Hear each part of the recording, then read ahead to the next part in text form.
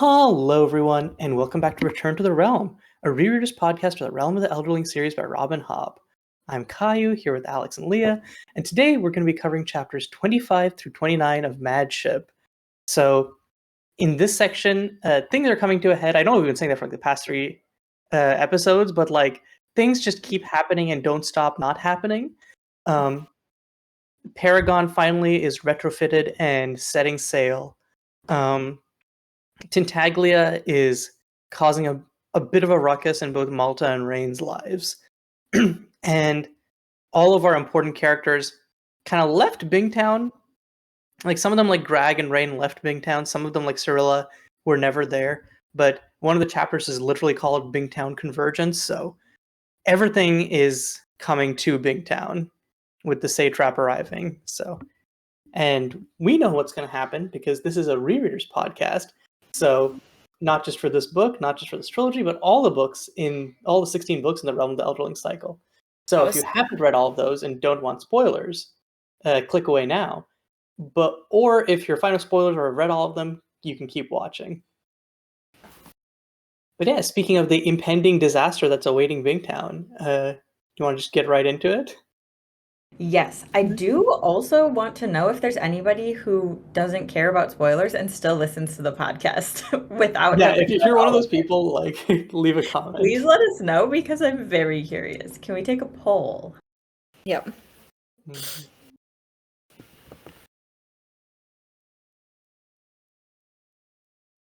Okay. So chapter 25, Launch of the Paragon, pretty much exactly what it says on the tin.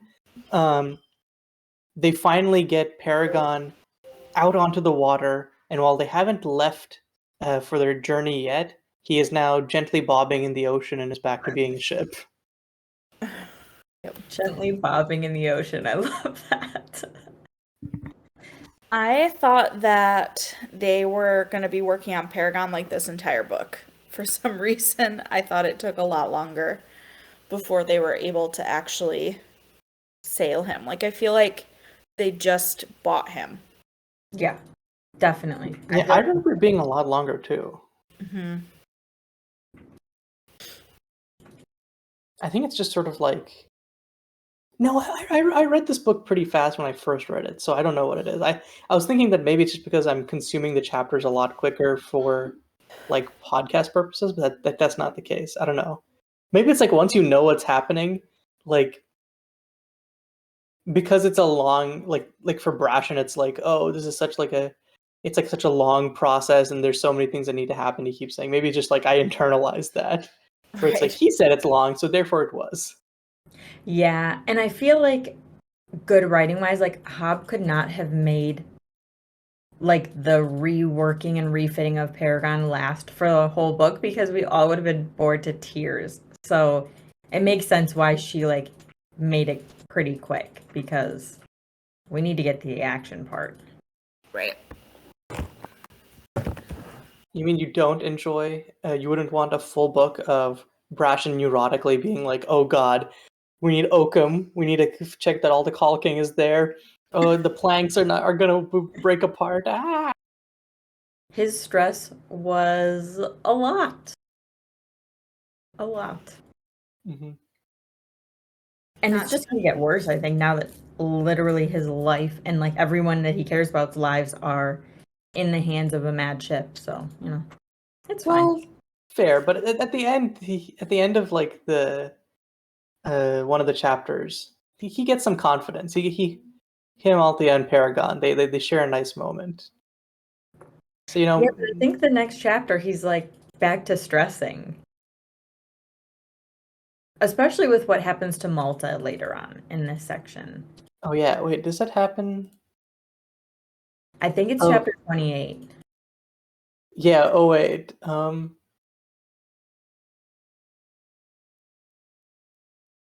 Yeah, good things happen to Paragon in this chapter, and then I think bad things happen later on. Right. Yeah. Never mind. I think I just after reading this chapter, I'm cool. The end of Paragon's arc. He's happy now. We all wish that was the case, but it is not. Only temporary. I'm just ready for him to get a new face. And I was like really hoping that Amber would be convinced already, but I don't really understand why she's like, I understand why she's hesitant, but why she's so hesitant. Like, she tries to tell him that it wouldn't be good for him to like talk him out of it, and it seems kind of out of character because he is like, no, this is my face and my, like, I'm the ship and I have autonomy over myself, and this is what I want. And she's like, I don't believe you.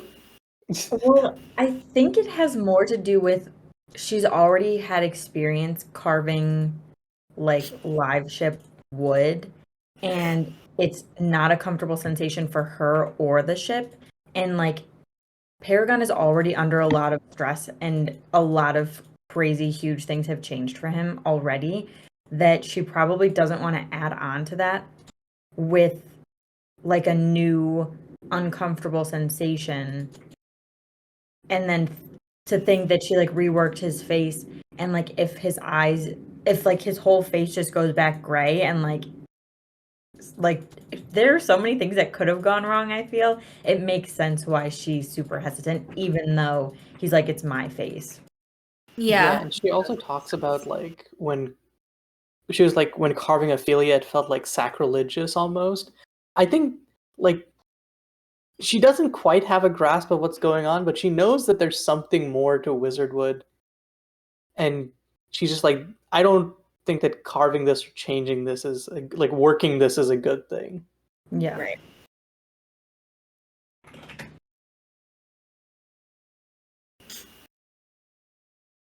Yeah, speaking of Amber, one of the notes I had for the chapter was Brashen was basically like, they were talking about how Paragon has his moods or whatever, and Amber, right before like talking about like having a weirdly accurate and deep read on Paragon's feelings, is like, Amber looked down guiltily, toying with the fingers of her heavy work gloves.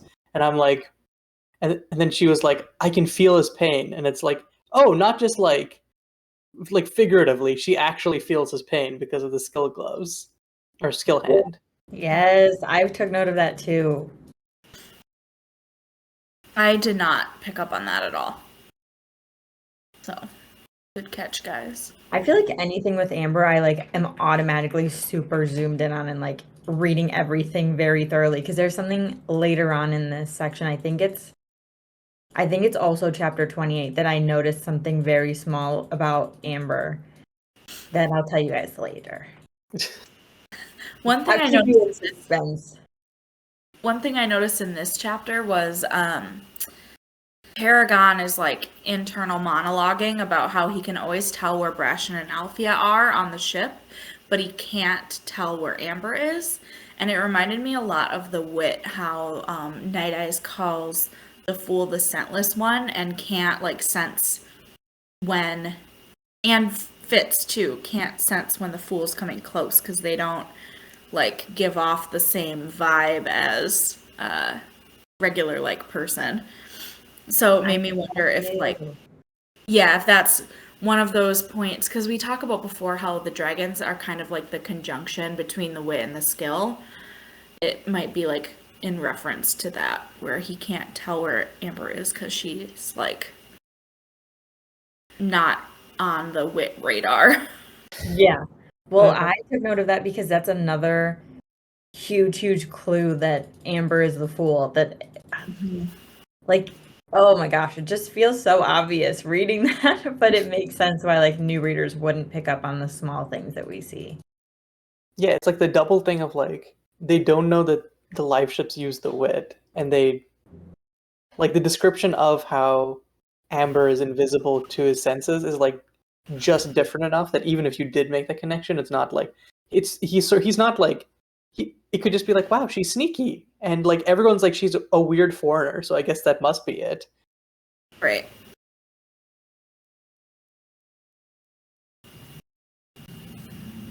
I feel like also the notes on like the coloring of Amber should have been something to tip people off. Like, although she's not the same like color as the Fool was at the end of the Farseer trilogy. It's like the same, like the eyes and hair and skin all matching the same color. Should have like at least tipped people off that Amber could be the same like race or something as the Fool. I think it becomes even more like doesn't Amber like go through like another skin darkening phase like on the like while they're traveling? Yeah. I think Sick. Yeah, she has like one of her sick times. It's an episode, yeah. and everyone just assumes she's seasick, but no.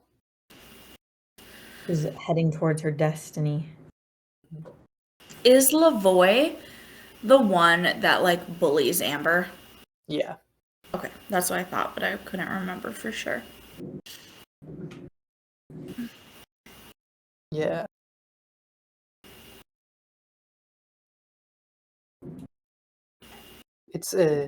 It's really strange because like I think that like in this series we don't like really get a description of what happens when like because Lavoy goes to beat up Amber, and then we just see like I think we just see like Amber scurry off and like Lavoy just avoids her after a little bit, and we don't really get an idea of what happened until like Connie Man, where it's like, yeah, the Fitz, you came out and you used your wolf thing to help me, and it's like, oh, I thought that was just a dream. I think Amber was sleeping, and Lavoy like freezes and leaves or something. Does that sound right to anyone? I think Fitz was sleeping and Amber was like, I don't know. We'll find out the details. Like We'll find out. later. Yeah. Yeah. We'll know. It's been so long for me that I literally don't remember a single bit of that. So it's going to be a new experience for me. I love how often we're like every episode we're like, this is a Rereaders podcast. We're going to be delivering heavy spoilers, y'all. And then half the time we're like, what the fuck happened? I don't. Yeah, we're just pulling theories and like, I feel like maybe this happened one time, but like, it could have just been me dreaming about it. I can barely even, like, in one of my notes for one of these chapters, I was like, doesn't Amber say something like this in Farseer? Like, I don't even remember what we've already read. Same. It goes in one eye and out the other.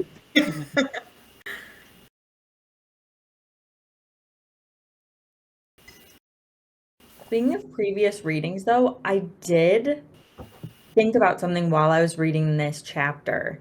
And it's from chapter 24. It's like, it clicked in me why the serpents called the humans parasites, although they don't realize that what exactly the live ships are. It makes so much sense because the humans actually are acting as parasites. They like have leached onto the dragon cocoons and are keeping them for themselves, using them for the benefit of the humans and to the detriment of the dragons, which is literally the definition of a parasitic relationship. And I am very proud of that little observation. Yep. It's interesting because could you also think of it as like, I guess depending on how much you define the dragon as the being versus like the live ship personality, you could kind of think of it as like symbiotic. But yeah, from the dragon's perspective, it's definitely a parasitic relationship. Yeah. And I think that once everything comes out, I don't think it's at the end of this one, but it's like once everything is out in the open about like how live ships are made and stuff, and like the dragon like essences are free to come out, it feels much more like a parasitic relationship. Mm-hmm. Yeah, it becomes like a lot more almost predatory. Yeah. And really, honestly, all the blame just sort of comes back to the Cooperses. Because like even they say like not many of the other Rainwilders. No, it's just sort of the Coopers family and the workers who have perpetuated this atrocity. Basically genocide. Yeah. Yeah. Because they were the family that got all the logs And like at the time they thought, oh, you guys are just getting logs. But it turned out to be like the best thing to get. In terms of money, not in terms of ethics. Mhm. Definitely. Did they ever mention how like the first like live ship happened? Like I think we find out in Rain Wilds because that one with the eyes and no Tarman, figurehead was yeah. Tarman. I think he was the first live ship. That's what I thought too. Wait, Yeah. Tarman was the first live ship? Yeah, I that's thought- why he doesn't have a figurehead. Oh, that makes sense. Yeah. Okay, And yeah, is because he the only ship who chooses to remain a ship even once they've like figured out that silver can change them? I don't remember because I haven't fully read the last book. I just know what happens. I think that he does, Mhm. but nobody quote me on that. But 'Cause he's the only one that has like a tail and legs too. yeah, that's because don't they like that's how Rainwell starts, right? Like Leftrin finds Steals. like yeah, he like steals a wizard wood and fashions it for his ship. Yeah. Mhm. Yeah. And you at first, like me as a reader, at first I was like, he's a bad guy. Yeah, same. But then it turns out that like Tarman asked for that, and Mhm. that dragon, like within that log, was like, I'm dead already. Like, let me be with my other dragon friend in Tarman. So then I was like, oh, okay, then he's not a bad guy. Yeah. Yeah.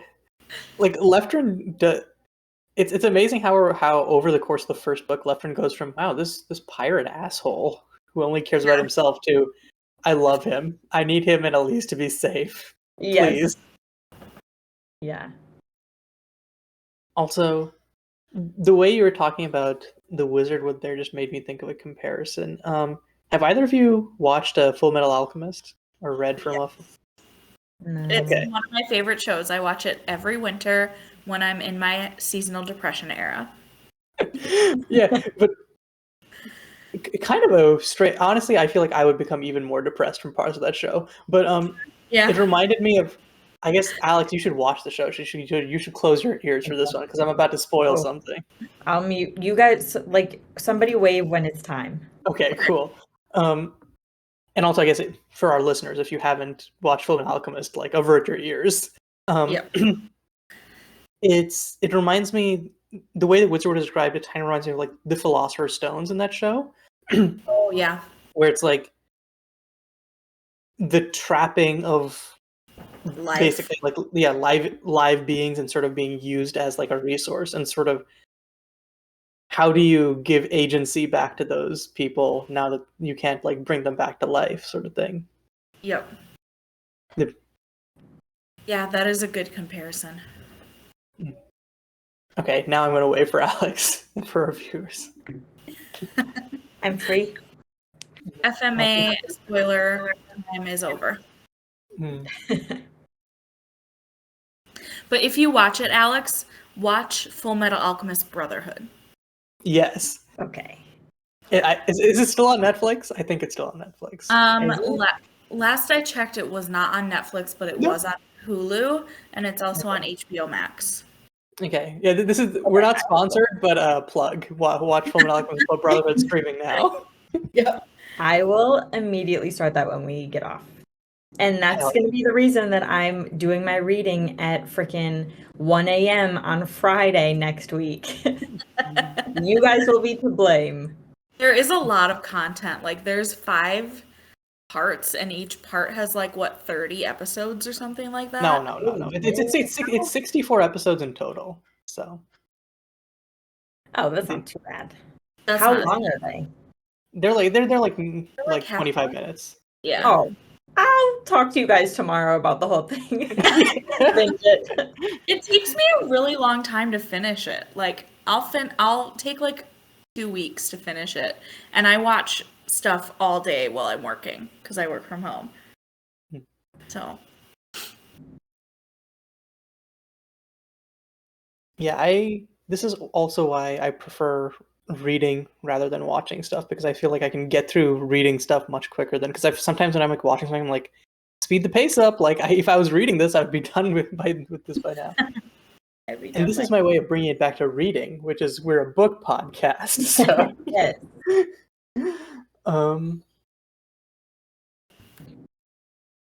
I have so much to talk about Paragon here because it's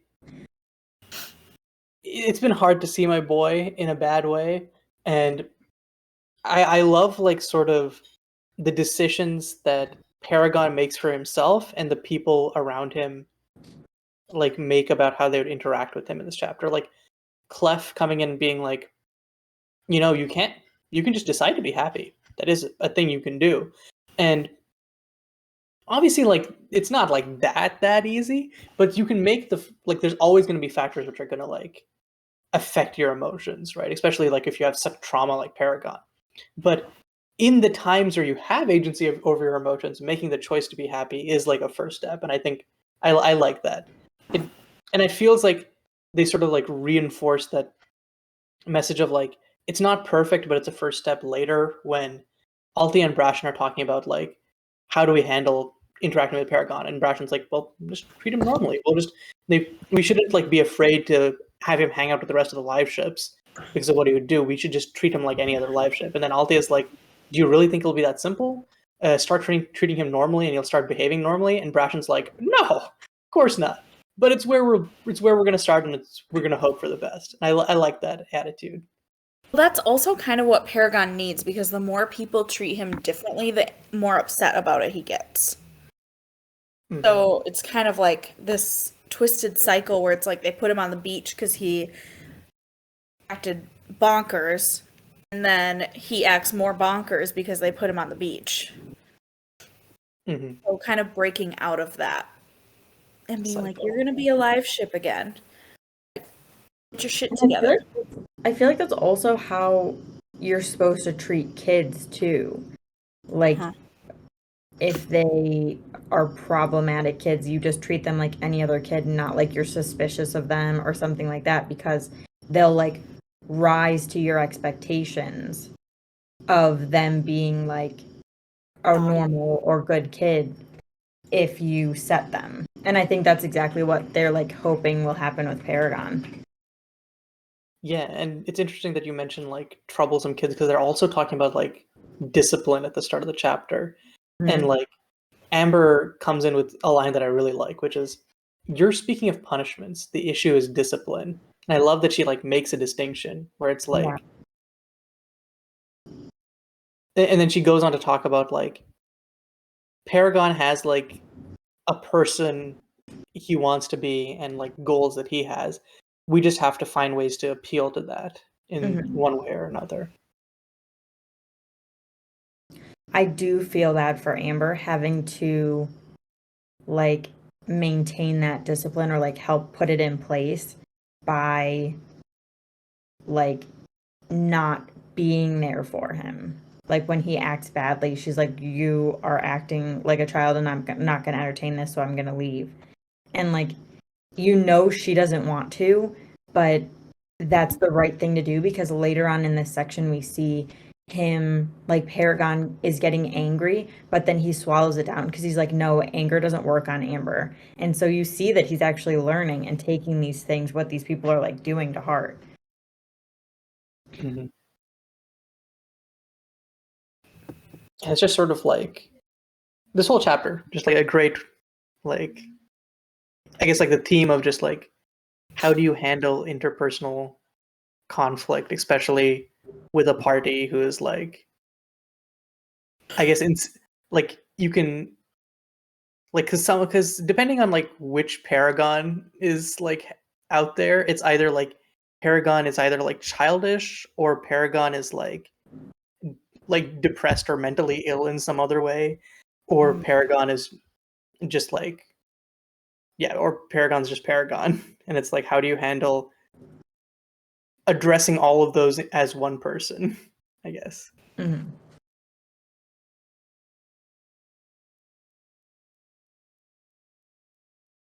Especially at the start where like Paragon is like 100% totally convinced that they're gonna like sink him. He's like, well, yeah, you know, they brought me out here. Now that I'm on the ocean, they're just gonna drop me into the sea, and the serpents are gonna eat me.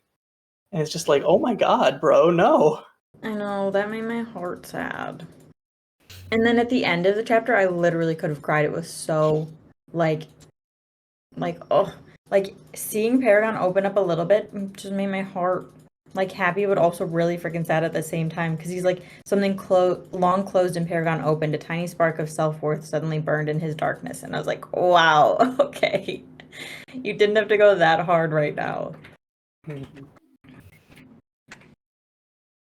Very sad.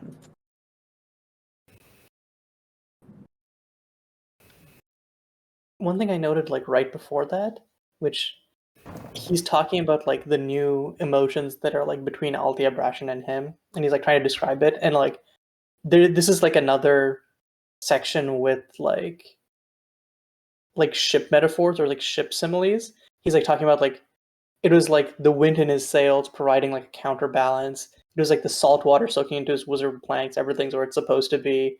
It's, like, we were talking about it a little bit last episode with Vivacia, and I love how, like, it's like a continued thing about how the language that the live ships use.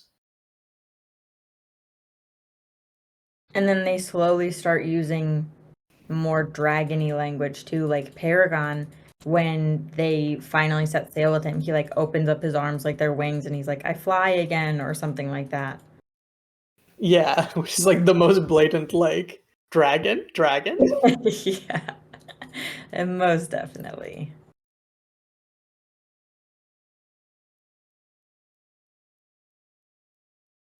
Okay, do we have any other notes for this chapter? I just have one, and it's just a quote from Paragon.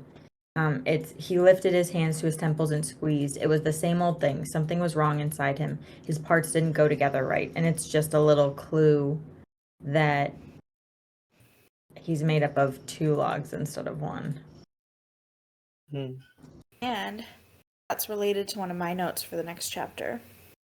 Ooh. So let's just hop into it. Chapter 26, Compromises.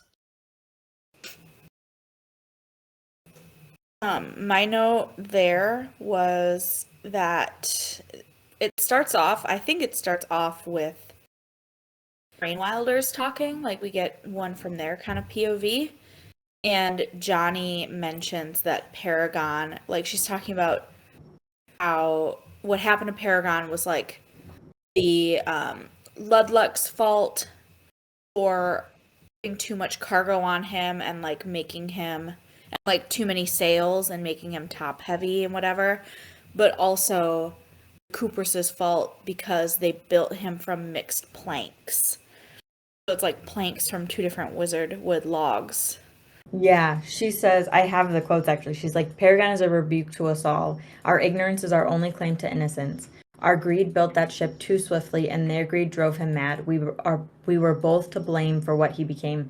And that kind of made me wonder if Paragon was the Cooper's and the Ludluck's ship together. And that's why the most powerful house in the Rainwild's like area doesn't have a live ship before obtaining like Vivacia's contract, because they did, and it was Paragon, and they were kind of too ashamed of what happened to him to like build themselves another ship and like break open Tintaglia's log. Maybe. Because it just seems like the amount of like blame that she brings on to her family and herself, like it wouldn't make sense to me if it wasn't Paragon being their family ship before also. It also sounds like lots of the earlier ships, they had like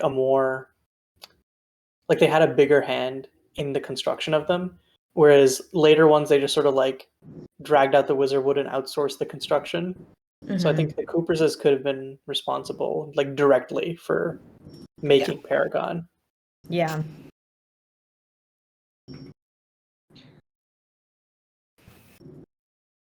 I think that there's a section with Malta before the Rainwilders, but since we're already in the like Rainwild section, I've got a lot to talk about there. If you guys want to just stay there, and then we can bounce back. Yeah, we're always like bouncing all around. Yeah. Sometimes we bounce from different books to other books, and so like it's fine. Sometimes we bounce to entirely different pieces of media. Yeah. Our organization, not the best. It's fine. I kept drawing like connections between the Kupris brothers and like the Vestrids, because at the beginning it seems like Rain, like before this section, I feel like the readers saw Rain as this like way older guy who's like kind of creepy, trying to get with Malta, but the way that his family treats him now and in this section, it is very like it's reflective of Malta's situation too. Like they treat him like a child still, but expect him to act like a man, even though they don't like give him the freedom to be that. Is this the first time we get Rain's age, or have we got it before? This might be the first time we get his age, but I can't remember. Yeah, because I remember when I was reading this, like my like the way I parsed his age was like he's like 40 years old. Oh, he's like 16. Wait, he's 20? What? Yeah. Like Is he 20 or 29? he's 20. Oh, He's I 20. don't think 29. Okay. I thought he was like early 20s. I didn't think he was actually 20. I thought he was like 23 or something like that. I think they directly say he's 20 in this chapter, if I remember right. Rain Kupris. I'm Googling him. Yeah, do some Google, because I was about to pull out my book and just start flipping through to find the page. That would have taken an I have the eternity. book with me. I left it upstairs. All it says on Realm of the Elderlings wiki is that he is the second child of Johnny Kupris. That's it? Kupris age. Honestly, we need to take over. The Realm of the Elderlings wiki kind of slacking. Yeah. Okay, so there's a Rain Kupris thing on the Robin Hobb Reddit page that's in Ship of Magic. Johnny says Rain is, quote, close to 20, so probably 19. Oh, so he's not even 20. Wow. Yeah, well, just the interactions between him. I call his brother Bender. Bender. I know it's definitely not that, but that's exactly what I kept reading in my head. But he is like, Rain's like, oh, some things don't happen overnight. And his brother's like, such as you're growing up, for instance. And like, that just shows that Rain isn't as old as we kind of first thought when we saw him from like Malta's point of view. Mm-hmm. Rain is the Malta of his family. Most definitely. The Malta and the Althea, because later on, like just the way that they bicker and the way that like his brother is so like in tradition and like this is the right way to do and we have to be very like practical, and the way that Rain is like, I'm gonna do what I want and passionate and ready to just jump in to like solving the problem. They are very much like the same as Kefria and Althea, and the way that they fight and the way that Johnny like gets in the middle to try and rally them all together is very much like Ronica. Yep. Because I am The only very difference is happy with her right now. She's so much more like sneaky, and I don't like her right now. What she's Johnny? like thinking, what she's thinking about doing with Tintaglia, and like she's like, oh yeah, we have to cut up the log when Rain's gone for like the summer ball or whatever. I was like, you sneaky fucking bitch. I think that she's definitely a lot sneakier, but I liked her because she feels more pragmatic and decisive than Ronica. She's like, yeah, you know what? The Satrap and Jamilla, we need to make a stand, and we need to say they're gone. Otherwise, we're not going to have anything left to fight for. Yeah. And like, even though I don't like the decision she came to, because obviously we know Tintaglia is like a living being, I feel like she makes the decisions she thinks are like necessary for her family, and those decisions are action rather than the inaction of Ronica. So I was like, that I feel like that's the big. I feel like lots of the times when we see the Rainwilders, it's basically to be like, wow, they're so much like the traders of Bingtown. And like the only difference is that they actually get shit done, it feels like. And I wonder if that's kind of this like the result of their like shortened lifespan and stuff like that, because life in the Rainwilds is so much harsher, so people have to become adults and become much more decisive than the like Bingtown traders, because the Bingtown traders have like their whole life to just kind of like faff about and do whatever, and they can learn and grow and change once they're old, but the Rainwilders don't have that luxury of time. Yeah, like Rain is probably like what, like 2/3 through his life at that point? Yeah, If he definitely. didn't become a full elderling. Yeah.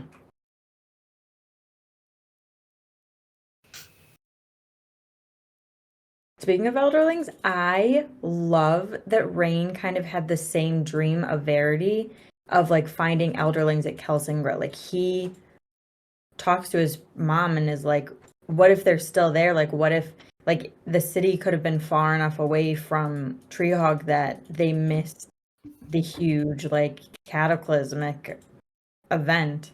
They could still be there. We should go find them. Yeah, I'm hoping that like our new readers put together that like it was Kelsingra that they're talking about, especially with the mention of it being near the Mountain Kingdoms. But like, Yeah. I definitely didn't on my first read. I probably didn't either. I But don't think I think that the difference is like describing it as like, because as readers, I'm like, well, it is discovered because I know of it. So why, if it was, they're calling it undiscovered, so it can't be the same thing. It's just like, I didn't put it together until Elise was like, why did someone make a fire in the map room or whatever? And then I was like, didn't Fitz do that? And then I think I looked something up and I was like, oh my gosh, it's the same place. Like it took me all the way towards like the end of Rain Wilds. it didn't take me that long, but also I get it.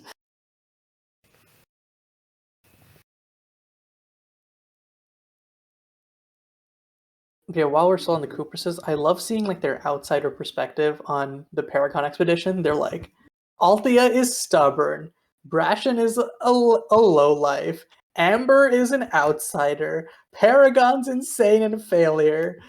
And like, Rain is like, but mother, they are working with what they have. And it's like, They're like, this is not gonna work. yeah. It's really interesting to see how like stereotypes or like impressions of characters get like passed like throughout the world. And this is something we get to see a lot, it just by virtue of like how wide the net of Realm of the Elderlings like spreads and how characters hear of each other. But it's always funny when it's just like the only thing people know of each character is like what you think of them when you first meet them. I feel like, or like just like their most like defining trait that they grow out of. Mm-hmm.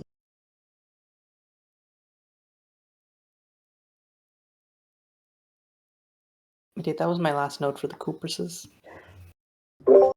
I think I had one more. Yeah, I do. Rain's talking about the Elderlings because he's like trying to translate this scroll that he found, and he's like, they were obviously literate folk, there should be a wealth of books and scrolls, but where? And I'm like, Claris, or they destroyed it all.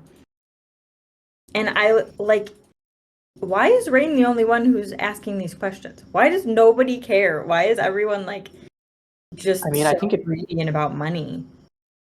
I mean, yeah, they're just all about a profit. But I think it's also just because like the Rainwells is just sort of, it feels like it's just sort of barely getting out of the stage where they're only about survival. Mm-hmm. Like they have it hard, and they're only like, it's like the thing of like civilization and caring about other stuff can't really exist until you have basic necessities and survival down. So That's true. That is true. also, Rain is just the smartest of them. We knew this. That's also true. I think that's all I have for the Rain Wild section, but I do have some notes for like Malta's stuff. Yeah, I think the order of stuff, there's like Malta, then we have like a section with Althea and Kendry, who is one of the live ships we haven't met before. Then the Cooperses, and then we have a section at the end with Amber and Paragon. So for Malta, I just feel like we just see her growing up more and more. Like, one thing I noted, like at the very start of her section, is like she's talking, or like I think I don't remember if it's her mom or Ronica. They're like, "Are you sad because we don't have a better tailor?" And like internally, she's like, "Fucking duh! I wish we had a better tailor to make me better dresses." But she's also like, it doesn't make sense to complain because my grandma and mom are doing what they can with what they've got. So, which is like a really mature thing of like acknowledging frustration, but understanding that she doesn't have to take it out on her family because there's nothing they can do about it.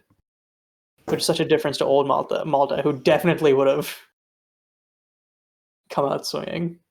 Yes, I love seeing her growth. There were two things that I noted about her growth too. And first one is thank goodness she's not in that stupid Chalcidian mindset of like the women stay in the house and do their thing there and the men go out and do everything. Like I'm so glad that she's growing from that because that's so annoying. And tied to that is her like she was thinking and she's like you couldn't depend on men, even powerful men, even when they truly loved you. To save her father, she was going to have to gather power to herself and then use it. And then she's like afterwards she would keep it. And I was like, oh my god, this is such like this is giving me such strong like villain arc vibes, and I was there for it. I'm so glad that she didn't become a villain, but like I could see her becoming a very badass villain just from like this line. I wish she got a little bit of villainy as a treat. Well, I mean, she kind of gets it a little bit when she's like bullying the satrap. So I feel like that's as much as we're gonna get from that. It's a different kind of villainy. I feel Yeah. like I want melodramatic, working from the shadows. Like I want like shade. yeah, I want like flamboyant villain Malta arc. That would be interesting. I mean, flamboyant is the word I'm going for, but y'all get what I mean. That's all I had for Malta's section, though. I feel like this is the first chapter where she, like, as new readers, you wouldn't be annoyed by her and like her inner thought because she's like actually being mature and adult. She's been mature and adult for a few chapters, so. But this is the first one where she doesn't like make snide inner remarks about like Althea or something like that. She's just kind of like doing her own thing. Fair.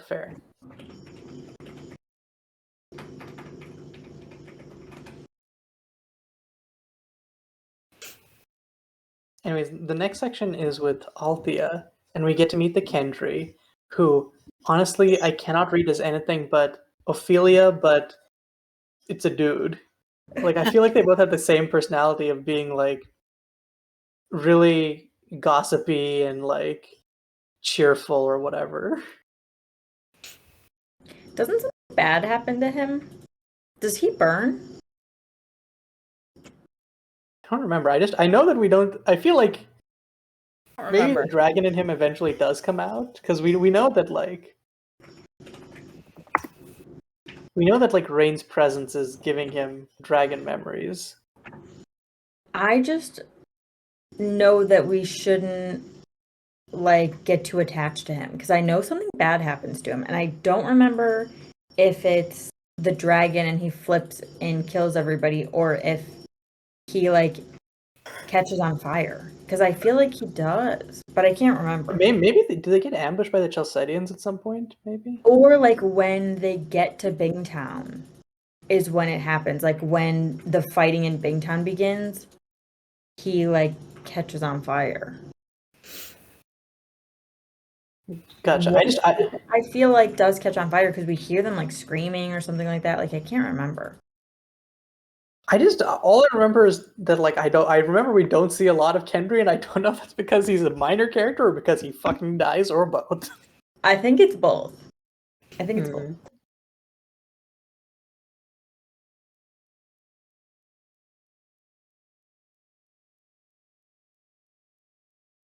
My last note for the chapter is just like it's the first mention of Paragon wanting Amber to carve him a new face, but we already talked about that. So I just wish she did it already. I wonder if that happens in this book too. Like, I feel like literally everything happens in this book. I think that one happens in the last book because I remember I kept waiting for it to happen. I know that he gets carved, but like his eyes don't open for a long time. And when he finally opens his eyes is like when Vivacia's like chucking Althea back over to him, and he like goes to catch her and opens his eyes, and it's Kennit's eyes that like look back at her, and she freaks out. Oh, I don't remember any of. I feel like I don't remember anything about the last book, like except for like some details about the ending. I just remember it being really long. That part stuck with me for like this whole time. Like since I read it the first time, it stuck with me just because like I can't even imagine how Althea was feeling. That must have been terrifying to like go from being like gaslit by your ship and not wanted there and like having to be around your rapist and then getting thrown off and like you're in the hands literally of a ship, and then he opens his eyes and it's the same eyes you've been like trying to escape this whole time. Like, oh, the girl's been through a lot. I feel like we do not get like enough time to explore Althea's trauma. It's just sort of like she has like one conversation with Brash, and it's like, cool, we're over that, eh? We're not like over that. Paragon like takes it from her. Wait, really? Yeah. Yes. Yeah, he takes it from her. So that I remember nothing about this last book. It'll be a new read for you. Rereaders podcast. I'm happy like right at the very end. Yeah, it does. I think maybe I didn't remember it because I was just pissed about it. Because I think that like I had to read the context again. Because I think I would probably be like annoyed by that happening, and then like the next trilogy, she's like giving Fitz his memories back, and it's like, what's the point of the whole theme of not giving away your like you have to live with your trauma or whatever. Well, I think it's a little bit different with Althea because she like tries to deal with it for a long time, and like tells Brashen about it and like tries to work through it with him. And Paragon's like, I'll help you ease the pain. Gotcha. So yeah, I just remember being really annoyed at the way. I also remember being really annoyed at the way Brashen like responds to it. I just remember. I don't remember. I just like of the few things I remember about the last trilogy. I know that I have like because I read it on my phone, right? And like there isn't really like a notes function there. So if I wanted to like write something, you can like take out a highlighter and like write stuff on the page. I just remember I have one page where I just wrote "fuck Brashen" in like big like insane person letters. Dang. I was really pissed at the way Brashen handled like the whole all of Althea's trauma. I just remember being really pissed about it. Brashen joins the top of your hate list. Oh yeah, when we make our hate tier list at the end of the series, you know, we're going to be some real controversial placements there. Not really. But that's all right. Speaking of like my written notes, I had one of my written notes was there for last chapter where when Clef was talking to Paragon, I wrote, "Don't need to be a priest to be wise," because I feel like because Clef delivers more bars than Wintro ever has into Paragon there. Maybe you just have to be like from the Six Duchies to be wise. Is Clef from the Six Duchies? Really? Yes, that's why he's got that weird ass accent. Wait, really? Yeah, you're supposed to be a Six Duchies accent? We learned this in the last episode. Yeah. Wait, the episode before. When we were talking about first comes in. Yeah, Althea says it's a Six Duchies boy. And then okay. I think I just missed that because I was having too much fun doing his act, like trying to like replicate his accent. Yeah. Yeah, all Paragon has to do to see therapy is talk to Clef. Pretty much. Clef's just the realest of all of them. I just think it's wild that he doesn't want to go back to his family. He's like, I'm just going to stay here and hang out with this talking ship instead. Well, I think he says they're probably dead. Which is very sad and morbid. Because he just if he's right, it's probably true. Because it was during the Red Ship raids that he got just hung out like fishing with his dad, and his dad got, I think, killed, and he got sold into slavery. So he's like, my family's not there. So And it's like, I have agency and I can do the things I like here. So, like, why not? Okay, I've been trying to put off going on to the next chapter because I hate it, but let's do it. Chapter 27, Kingdom's Foundation. Oh boy, look at Kennit's doing stuff. People love him. Yay. Ugh. I get so annoyed about how wrapped around his finger Vivacia is that she's like willfully ignorant and like she chooses not to dig deep because she's like he doesn't question anything about me, so why should I question shit about him? There's literally like, she no longer even attempted to sift his words for inaccuracies or tried to probe his heart for truth. Like, girl, you have like a soul connection which you could use, and she's just like, nah. Like, he wooed me and he gives me stuff, so I don't need to look deeper into it. Which, to be fair, he's like kind of grooming her in like it's basically what Kennit's doing. But like, definitely. But also like, Vivacia, please, girl, please.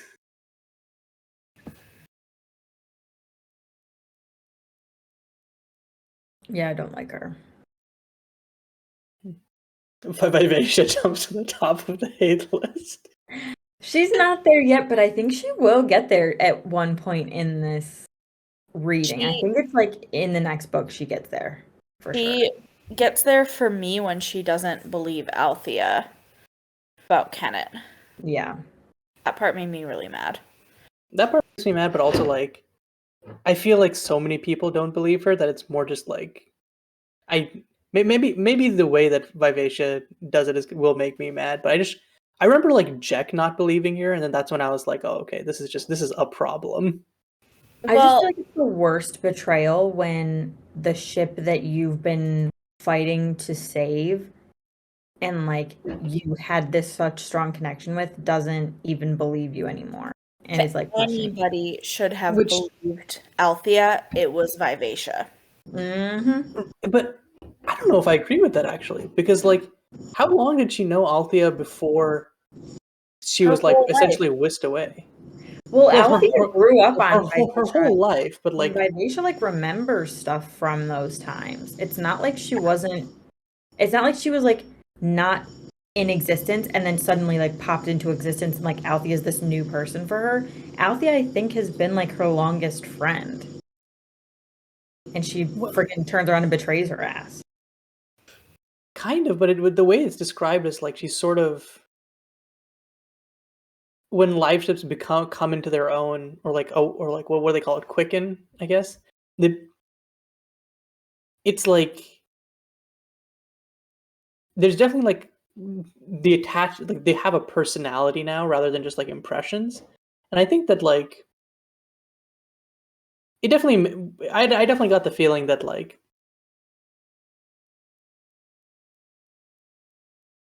she as Vivacia, the live ship, she didn't know Althea for like all that long and then everything else happened, and her like she's known like Kennit and everything for longer than she knew Althea.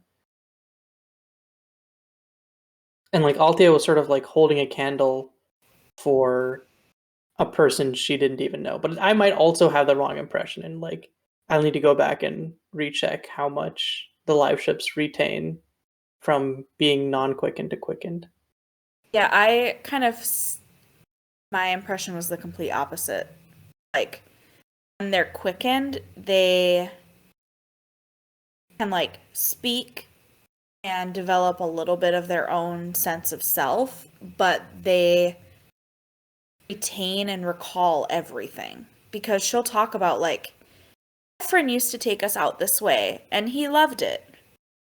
Like, she talks about things that happened. Like, she knows Brashen, but Brashen, like, was not ever on Vivacia after. Right, but like the way that it's described is like all, like when they go to Jamilla, it feels like the way that it feels like they're accessing different memories, or like it doesn't feel like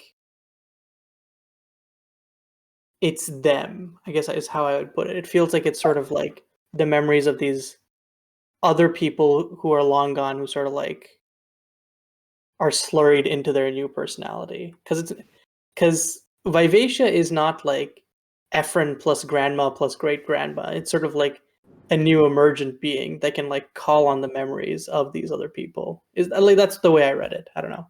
There was didn't one read it that way. section here that, like, I think that Vivacia's always had like her own personality, and it's just like coming stronger once she quickens. Because like Althea dreams with the ship and stuff like that when Vivacia hasn't quickened, and then in this section Vivacia says something like the way that she felt then after like recently like collecting all the like pirated goods is how she kind of felt on some of her like most recent or like previous ventures with Ephraim. So like she's got a little bit of it, but yeah, I don't think she becomes like a full person on her own until she quickens. Yeah, this is definitely something where I'm like, I don't think she's a full person on her own before then, but I think she has her own memories from that. I She's think so too. Yeah. Because like Starman. Like she knew own those thoughts. people in the past. Mm-hmm. You know? So like she knew Althea before. And like Althea will like put her hand on Vivacia and like get a response before Vivacia is quickened. Like she gets feelings from the ship. So like I think, well, honestly, even probably before the like first generation has like sunk into the ship still has its own personality because it was the dragon's Dragon. first. Right. It's just very different and like maybe too mad to communicate with the people before that. Mm-hmm.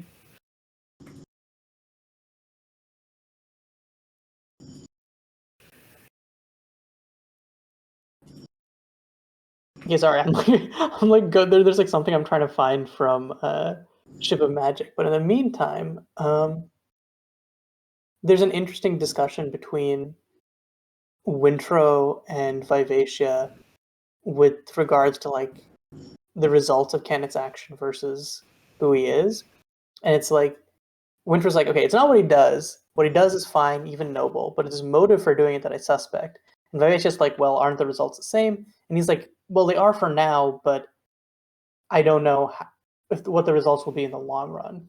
And I think it's kind of like an interesting way to look at it, where it's like, even if in the short term, ill intentions lead to good results,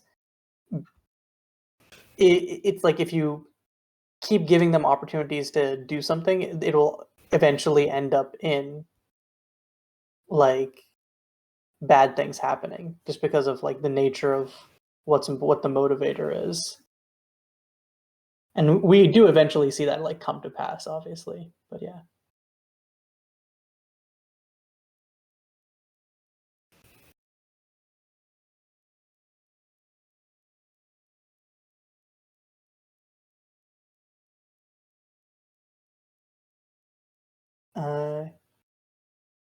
And then yeah, I guess my only other notes were just like, I love Etta so much, and like I can her the way that she has like that anger and shame at like being ignorant or whatever, or like not knowing something.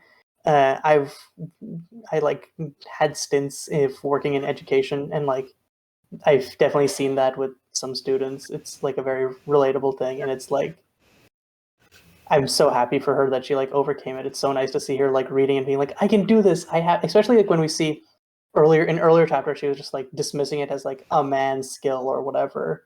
And so I love that for her.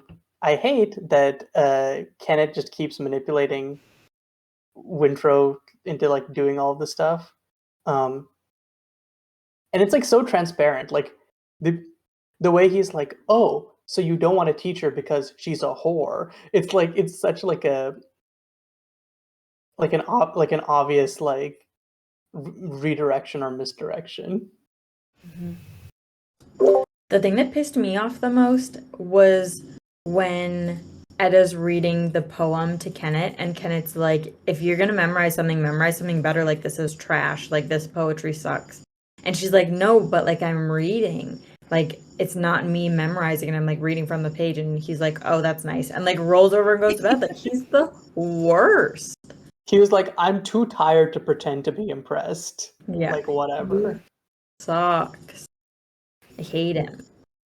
And then he's like, you should reward Wintro. Wink, wink. He basically does the wink wink, and she's like, oh, I should give him a gift. Like, I should teach him something back. And he's like, yes. And she's like, sword fighting. And he's like, no. Different kind of sword fighting, babe. Yeah. When Not exactly what he had entailed. When I first read this, when she goes to Wintro's room, and it's like obviously written as kind of like, it's like in a show when you think someone's talking to one person and then they end up talking to a different person. Yeah. When, like, the camera pans or something to like trick the viewer, the reader. But I was like, oh my god, she's actually gonna go sleep with him. Like, I can't believe this batshit crazy plan that Kennit had worked. Why was she taking off his shirt though? That was the point. Right. Yes. Then she gives him knives, and I'm like, oh, okay. That makes more sense.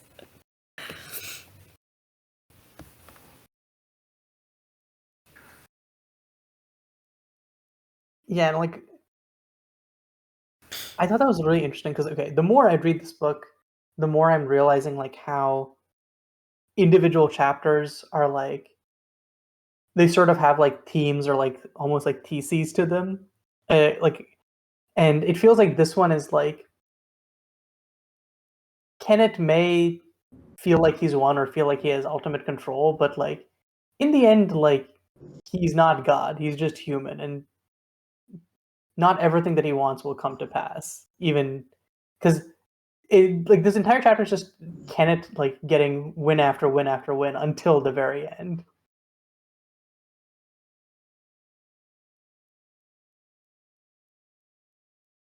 Yeah, I don't like Kennit. He's making me angry. That can just be the tagline for this series. Yeah. I don't like Kennit. He's making me angry. Except the first time readers like him, which sucks. I mean, even we're like, sometimes we're like, well, he's almost a hero, and it's like, it's true. It's like he's so. That's the most frustrating part about him, right? Is that like he's like, I'm evil, evil man. I'm super evil, but like, it's like, well, look, evil, evil man. We know he's evil, but look, he built a school for the kids, and it's like, oh man. Okay, I guess we tolerate evil man for now. Yeah, it sucks that he does all these good things and so many people worship him and look up to him when He's even like remembered as like a good person, right? Like after his death. Yes. Which Crazy. is freaking annoying.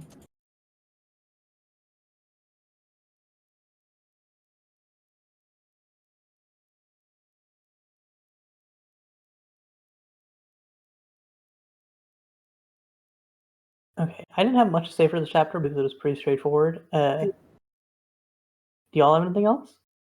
No, I feel like the meat of my notes is in the next chapter. Then let's move to that. chapter 28, Departure of the Paragon. It's what it says on the tin. Paragon is outfitted and ready to leave the harbor. And Ronica and Malta come to see it off on its journey. Where Malta has an unfortunate incident, TM. Which causes Kefria to jump to the very tippy top of my hate list. I definitely, after this chapter, she could join Kyle in the basement of the big house on Key Island for all I care, because I'm ready for her to be goodbye. I don't even remember her doing anything. What? Oh my god. Basically racist to Amber. Well, that, and the stuff that really pissed me off was she's like, oh, it's so improper for them to be laying Malta out on the deck. Like, why? Like, she shouldn't be laying down like that. Your daughter just passed out and is having an episode, and you're like, oh, it's so improper that she's laying down and that Brashen carried her. And she snaps at Selden because he's crying. She's like, oh my god, like, this kid never stops crying. Like, ugh.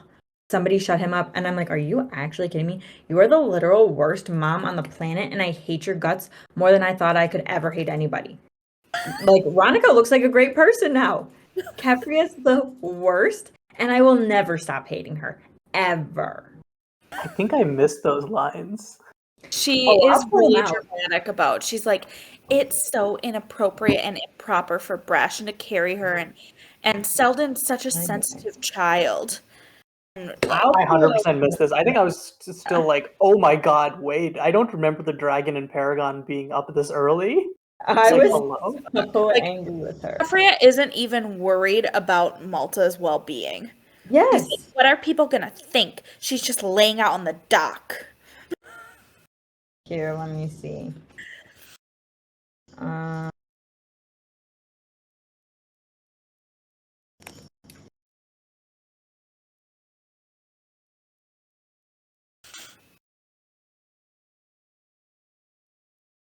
Hang on a second.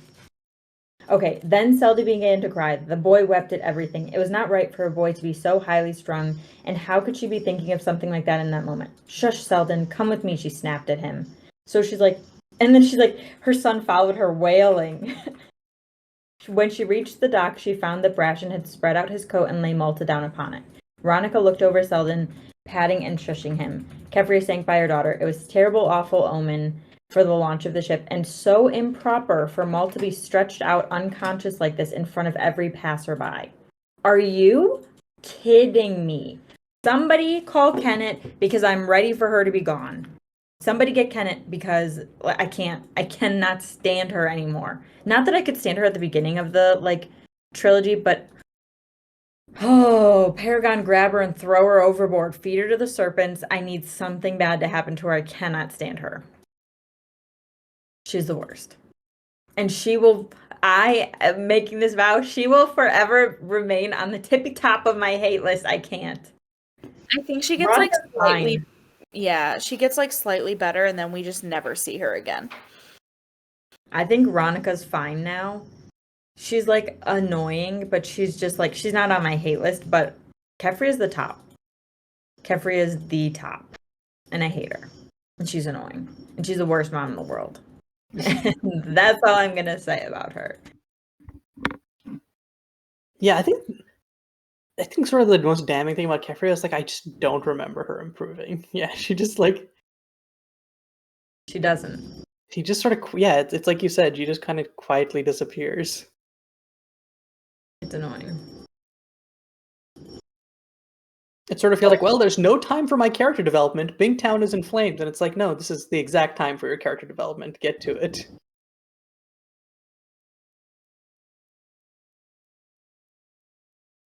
I thought it was very interesting how when Malta first goes over to Amber and Paragon's figurehead, Amber greets her and calls her Mistress Haven, but then it mentions she touches her with her gloved fingers. And after that happens, she's talking to her and she calls her Malta Vestrit.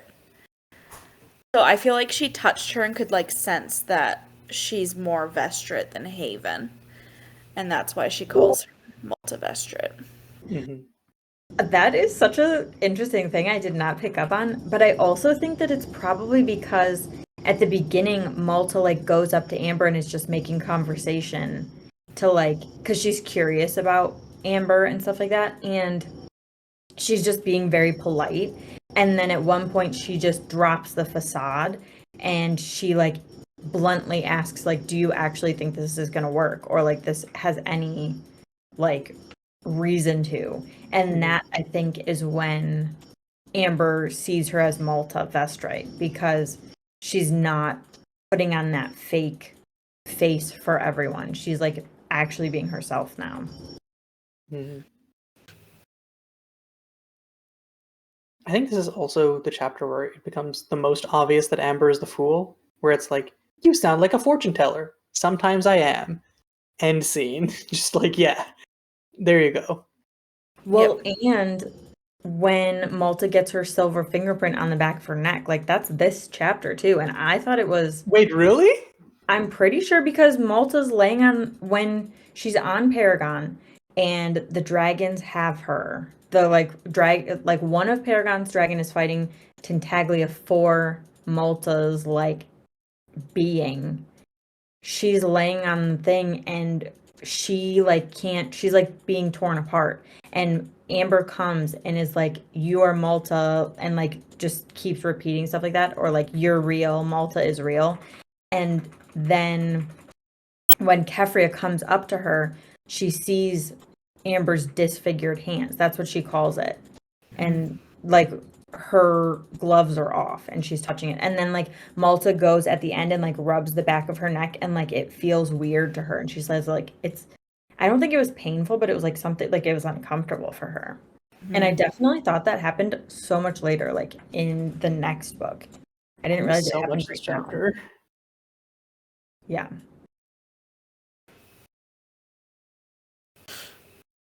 I was just like, I was all on like the actual lines that they were talking, where it's like, Amber's like, your time will come to fly, and I'm like, okay, yeah, that's incredibly direct. And there's also like, tomorrow owes you the sum of your yesterdays, which is, I feel like the fool says that a bunch. In I don't know if they say it in Farseer, but I know they say it a bunch in Tawny Man. So Yeah, I took out that line, like when she says, you earn your future, Multivestrit. Tomorrow does not owe you anything. I was like, I swear the fool has said something akin to that. I feel like every trilogy, the fool has to have one line that's similar to that. Yeah. It's like a requirement. has to be a little enigmatic as a trait. Oh, yeah. What I noticed was like the warnings that Amber gave Malta, and she's like, beware the one who would claim your wings for her own. Beware of one who would make you doubt your own strength. Your discontent is founded in your destiny, Malta. A small life will never satisfy you. And I was like, ooh, that's like creepy, but like very much the fool. Mm-hmm. It's interesting that she's like, beware of one who would claim your wings for her own, because it's like, in the end, they do need Tintaglia. So it's like, right. I feel like it's interesting because usually like beware is like stay away. That's not a good thing. But here it's like, we're gonna need Tintaglia, but also she's fucking crazy. So just like caution, handle with care. Well, I think also she's warning her because like if Malta didn't end up going to the Rain Wilds and like unlocking Tintaglia, Tintaglia would have probably taken over Malta's mind and like just basically lived through her and like forced her body up the Rain Wilds to like free her. I didn't think of that, but like, is that a thing that she could have done? She's like basically drowning Rain in memories, like Elderlings. I guess she fights Paragon's dragon from like hundreds of miles away or whatever. In her cocoon. She's not even a full-fledged dragon yet. In her cocoon. So yeah, she's a very powerful being. I forgot how strong Tintaglia was. Just like, no wonder she's the one that survived. But then she can just get like brought down by Nettle. Mm-hmm. It's really contextualizing the power levels in this series. Yeah. One more thing about Amber. It's describing what Amber was wearing on Paragon, and it's like she wore a snugly laced vest with fanciful butterflies embroidered on it, and just immediately reading that, it reminded me of the last trilogy and like the butterfly cloak and like Bee's dream of the butterfly like man. And I was like, wow, like so subtle, but like it just called out to me. I don't want to think about that yet. Me neither, but it made me think about that. Also, I totally want to see what the what each little carving was that were her little buttons. Like I want buttons like that on my outfits. And I want to see what hers were. Yeah, we get descriptions of so many of her wooden beads earlier, but like, which one does she choose for herself? The wolf. Okay, yeah, And the okay, magic that one's a freebie. I feel like that she can't wear the charging buck. Nobody knows, like, I don't think anybody knows about Fitz or anything. They know of the Six Duchies, but that's like Fitz's crest. It's not a real Farseer. You know what I mean? But it's Oh, not no, like no, no. the official Farseer crest. The charging buck is a Farseer crest. It's like, isn't it just that Fitz's has like a cross through it? No, I think the Verity regular- makes him his own crest that doesn't have a cross through it. And I think the charging That's buck what you're is Fitz's. I think a regular, like, standing regal buck is the full Farseer crest. And Okay. because Fitz's, like, head is down. It's Yeah. like, Okay, they're really like, you're the Farseer that will fight first, ask questions later. Got it. yeah.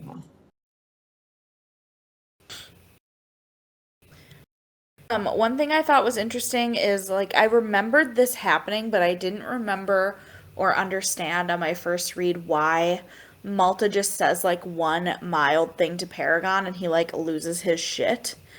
But now on this read I understand it more, and especially in the next chapter when Rain's talking about it, like they're both skill touched by an actual dragon, like a living dragon.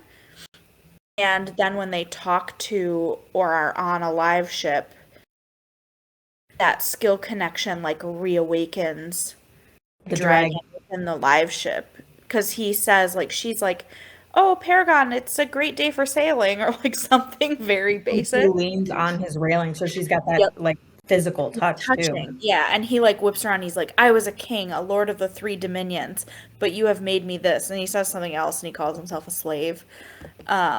But it's like, yeah, someone who it's that like skill connection that wakes up the dragon. Though to be fair, given they literally say at one point in the section, like, sometimes the thing that would send Paragon into a rage is to assume that he's in a good mood. So like, you know, not that out of character. I feel like Brashen and Althea would think of it like that, but we know the heart of it and the real Yeah, cause. yeah.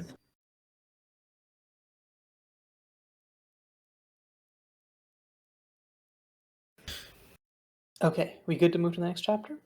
Yes.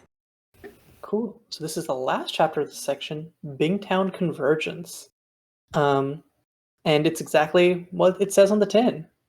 All of our important characters are coming to Bingtown. Stuff is happening.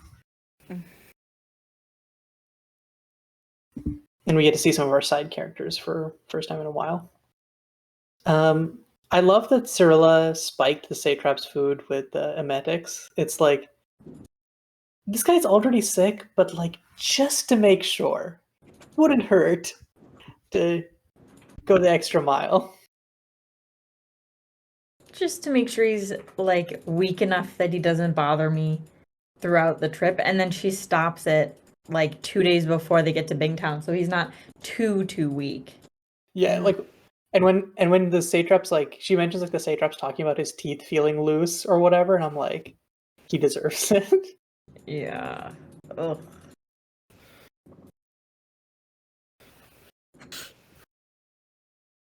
The only note I had for this chapter was how Devad is so annoying.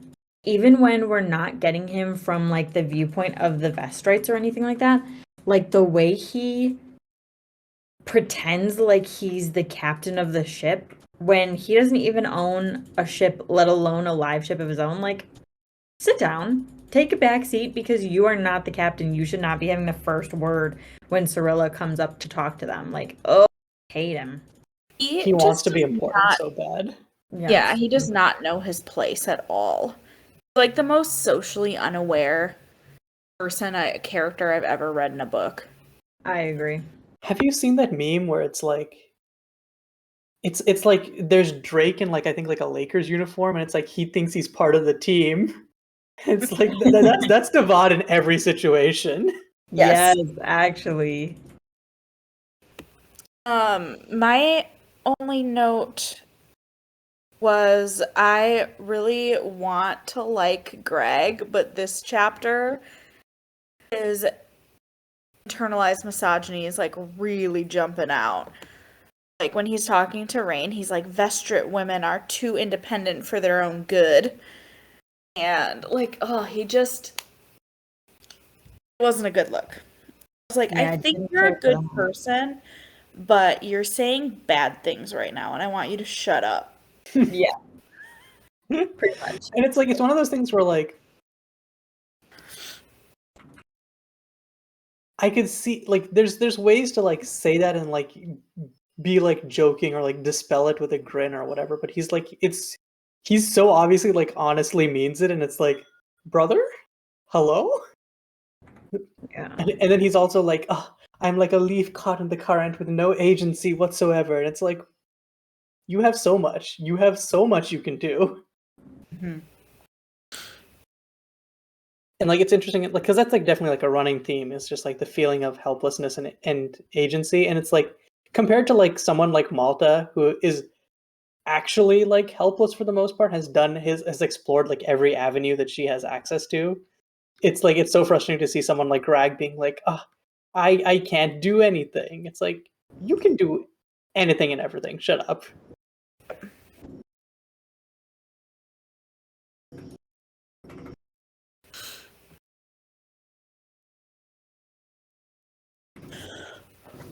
But yeah, super important chapter, but fuck all of these minor characters. That's a note we're gonna end on.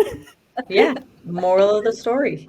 Honestly, this is just how we operate at this point. It's fuck all the minor characters and half of the major characters as well. Yeah. Just like big hater energy. Yeah. I think Amber's the only character in this whole series that we haven't bitched about at one point or another. Like we've come for Wintro, we've come for Althea, we're constantly coming for Ronica. Mm-hmm.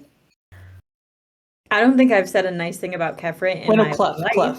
Clef also gets the pass. Yeah, we've made fun of his goofy accent, but we didn't come for him. Yeah. It's because he's 6 Duchy. That's why. Because he actually is a good person. Wait, what are you saying about Bingtowners? I think all of them are stuck up and snooty. They are. It's because they're all rich people. All our Bingtown characters are rich people. If we had a 3 ships people, we'd like them best. Mm-hmm. Oh, and wait, that also one last note. It's like there's an interesting thing in the previous chapter where like Malta is like reflecting. It's like I wish I was a 3 ships girl so that I could have the agency to like flirt her and just be like and have like. Yeah, there's some way to describe it. Basically, like I could flirt with the sailors and be courted by them, and it'd be fine. Yeah. Which like also ties back to what I was talking about with like Malta feeling a lack of agency. It's like, yes. And then Amber turns around. She like has that daydream for a little bit, but then Amber turns around and is like, a small life will never like suit you. And so even if she had been a 3 ships girl, like that never would have worked for her. She would have never been happy. Mm-hmm. She needs to be queen of the Elderlings. Hell yeah. It's funny. It's interesting because like she becomes queen of the Elderlings, she's more humble and she's like, Rain and I aren't king or queens. We're just like the first ones. So they call us that. Whereas like Malta when she was younger would have been like, I'm queen. Yeah. You'd be like, I'm even more powerful than Rain because I can control him too. Yeah. And meanwhile, in Rainwild, she's like, man, I'm tired of all this politics bullshit. Let's go home and raise our child. Yeah. She's like, I just really like to have a baby that like was okay and lived. Yeah. Goal. But like she does still end up like living a big life. I think she becomes like maybe not a small person, but I think that her personality becomes small rather than like this ego. But and I think that's like it becomes a good fit for the roles that she needs to play as like this political negotiator on behalf of the Elderlings and Jamilla and all of that. So, anyways, TLDR, I love Malta and her character development. See, let's end it on a positive note. Yes. Yay, Malta. Yay, Malta. I do love Malta. And once again, just imagine clipping that and just sending it to someone who just started reading the series. Me trying to defend Malta, and Julia was coming for her, but I was like, you know what? I felt this way too at the beginning, so I'm sure they'll see the light. They'll see the light. They better. And you'll see us next week. How many do we have? Is next week the last episode for this book? No, I think we have a couple more. Let me see. We have a good 200 pages left. What? Yeah, we have over 200 pages left. Let me see what the last chapter is. How many chapters are there? Let's see. Oh shit. Lost it. I need to message Kendra and remind There's 39 chapters plus the epilogue. So I mean technically. Okay, so we have 2 more episodes. So join us next time for our penultimate episode. Until then, bye.